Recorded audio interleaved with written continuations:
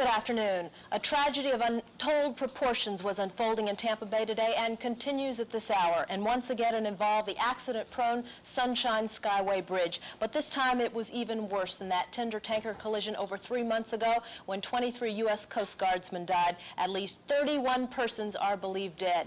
At about 7:30 this morning, the bulk carrier Summit Venture crashed into the southern span of the bridge, tearing loose 2 different sections. They are in the water, another part is dangling, apparently ready to fall, and a car is straddling the gap between the bridge and open space. The bridge is considered an emergency, structurally unsafe. As the collision occurred, several cars and a bus were thrown into the rainy waters of the bay. Pulse 13's Tim Smith is at Fort DeSoto Park, the command post, and he has this live report. Leslie, as you say, I am here live at Fort DeSoto Park. It doesn't seem like it was very long ago that we were here at this same location, the command center for the Blackthorn accident. It is here that all of the various agencies involved in this effort are trying to set up a command post, a communications effort, the work of trying to sift through what information is available and what needs to be done. You're looking at some tape from just a few moments ago, actually about an hour ago. These were the beginnings of the grim scene, the beginnings of bodies being brought in from that accident at the Skyway. So far, 17 bodies have been brought here to Fort DeSoto Park. They have been removed by the Pinellas County Medical Examiner. With me here is Lieutenant Robert Chute from the Pinellas County Sheriff's Department. Lieutenant Robert Chute, who is heading up this communications effort for the multi-agencies which are here. And this is really a cooperative effort, isn't it, Lieutenant? Yes, sir. This is an effort between all of the emergency situations involved, the support facilities, the people that set up our emergency communications, the people that provide support for the divers in the water, the salvage people, the law enforcement agencies. They're all represented here at this pier here where we've set up for communications and the reception of any injured or bodies. This, of course, is a grim job. You can see more of the bodies coming in here in this tape now. How do you maintain a sense of purpose in doing what you have to do here at the same time realizing it is a grim situation? Well, the sense of purpose is there. There's no question about it. We've got a job to do.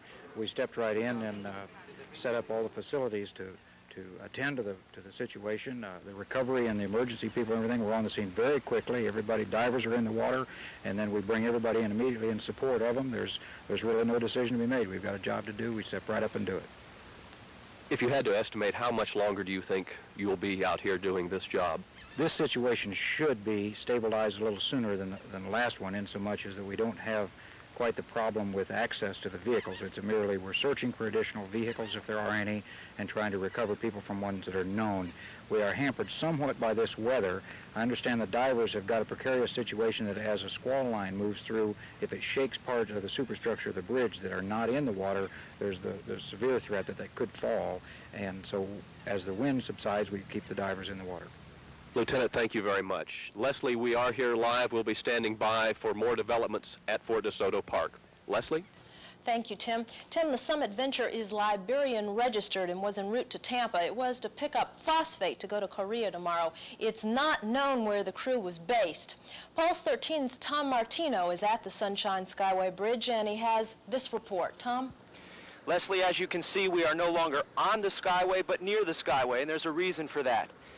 The bridge was cleared off completely after the State Department of Transportation had inspectors down here, and they found it to be structurally unsafe.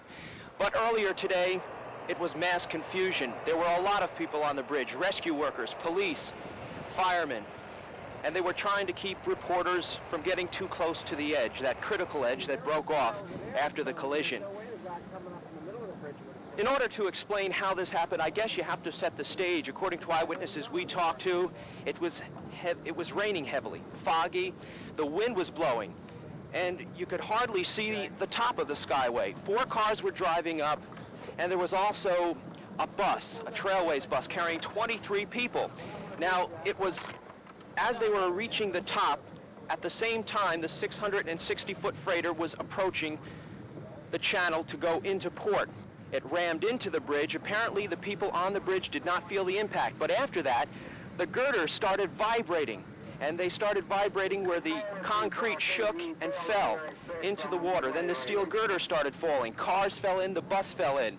But this one man, Richard Hornbuckle, who we talked to, and you'll hear from him in just a minute, he survived, and so did 4 people in his car, and he can tell you a hair-raising experience, something that saved his life. He slammed on the brakes because he saw something that didn't look right.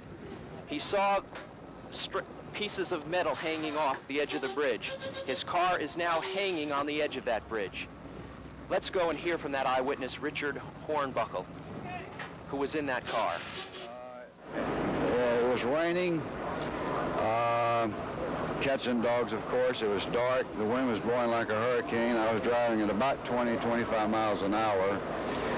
A Greyhound bus, or some type of bus, passed me doing about 30, 35, very slow. On the outside lane, I switched over. There was a stalled car here and got in behind him. And as I came to the very top of the bridge here, I saw the rest of the bridge was out and applied the brakes immediately and stopped with them in about 2 feet of going in. We all bailed out of the car and went back up to stop the other cars waving, and we got all the other cars stopped, and then another car that was here pulled up and blocked it, and then I looked down, saw my car with all 4 doors open, and the wind was blowing. I went close them so that it wouldn't blow over. Richard Hornbuckle, who narrowly escaped injury when he stopped just before going over the edge. That was a survivor, but you can't help to think of the shock and terror that went through people's mind as they were going off the bridge in their vehicles. And out on the bay is Pulse 13's Neil Vicino to tell us what he sees from there.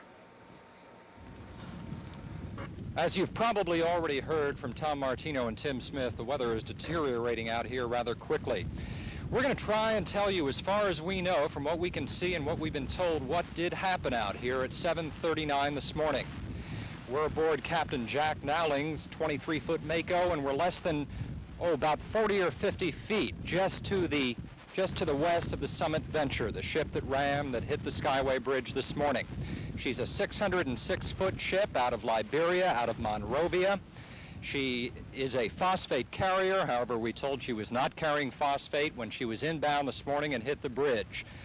These incredible pictures I'm sure you're seeing right now are, of course, of the ship and a large part of the superstructure from the Skyway, maybe 40, 50, or 60 feet, sitting on the bow of the Summit Venture. And the Summit Venture is less than 1,000 yards away from what is left of the Skyway Bridge. As photographer Jewel McGee is probably showing you now, you can see where the span was cut off. There's still some debris hanging from there. We're told that right under that spot, just a little bit north of where the debris is hanging, they are not searching there because they're afraid of the support. They don't know what type of support. I understand there's hardly any support there, and so the search operation is not taking place underneath there. But the divers are diving the rest of the length. I understand it's about 1,000 feet of the bridge that was taken out. They're searching there, of course, for any more bodies, and I suppose at this time probably no chance of survivors. The search operation, we understand, has been expanded out, probably a half mile or more around this area. Right now, we're about as close as we can get. They're keeping all small craft out of here for obvious reasons. But the divers are down there.